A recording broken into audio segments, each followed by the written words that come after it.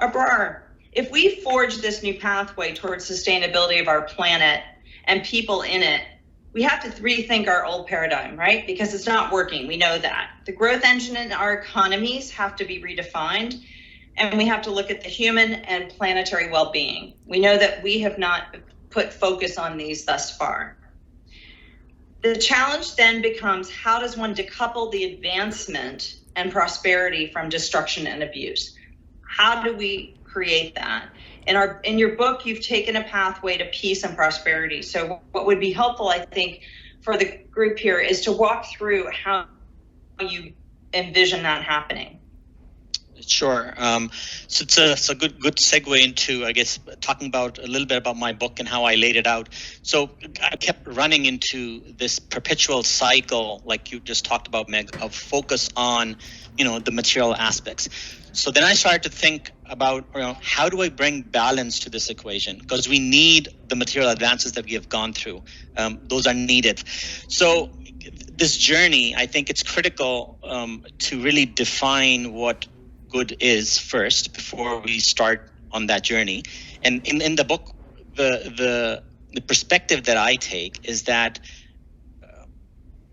what I see as the greater good is the coming together of our societies, our economies, our ecosystems in such a way that there is harmony between the three of these. So it's a system, and the system needs to be balanced. Now, there are plenty of pit stops as we go on that journey. In my book, I talk about 4 critical aspects of it. The very first one is knowing yourself.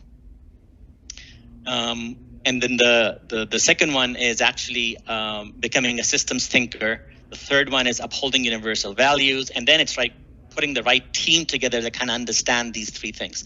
I have a slide on the knowing yourself and upholding universal values. So I'll just give a brief definition of, what I think systems thinker should be and how it's related to risk management, and then a little bit about, putting the right team together. Intrinsic in risk management is the fact that we need to be systems thinkers. If you are a risk manager, you can't look at this universe and not look at it as a whole that is made up of smaller parts.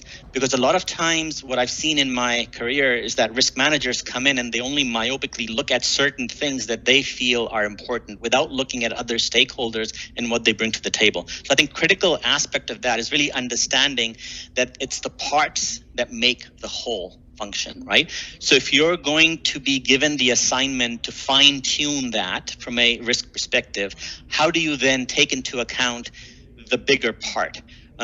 Because that's where you start to create interdependencies and you start to understand the relationships and the causal loops that the system creates. And let's be honest, our Earth is a closed loop system, right? What goes around comes around.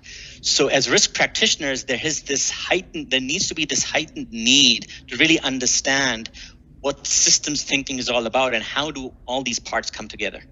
And that's when, we come to the fact that also putting a team together who makes up that team is critical. This day and age, you mentioned, DEI initiatives but it's critical to understand that it's not just the color of your skin or your religion or your socioeconomic background that creates diversity. It's also cognitive thought process.